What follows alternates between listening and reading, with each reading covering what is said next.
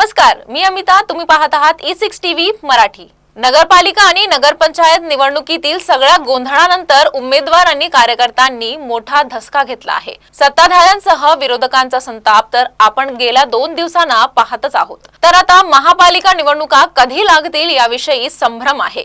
त्यातच एकनाथ शिंदे यांच्या शिवसेनेचे नेते प्रताप सरनाईक यांनी महापालिका निवडणुकीविषयी मोठे भाष्य केले आहे. महापालिका निवडणुकीची आचारसंहिता साधारणपणे 15 ते 20 जानेवारी दरम्यान लागण्याचा अंदाज त्यांनी वर्तवला आहे. तर त्यापुढे फेब्रुवारी महिन्यात लागण्याची शक्यता त्यांनी वर्तवली आहे.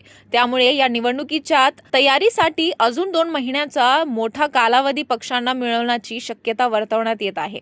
आम्ही शिवसैनिक आहोत, निवडणुका तोंडावरती घेऊन विकास करत नसतो. 365 दिवस सर्वसामान्य जनतेपर्यंत 24 तास राहण्याचं काम एकनाथ शिंदे आणि त्यांचे अनुयायी करत असतात. निवडणूक आज किंवा उद्या लागल्या किंवा आज लागल्या आम्हाला काही फरक पडत नाही. शिवसैनिक 365 दिवस निवडणुकीला सामोरा जातो असे वक्तव्य सरनाईकांनी केले.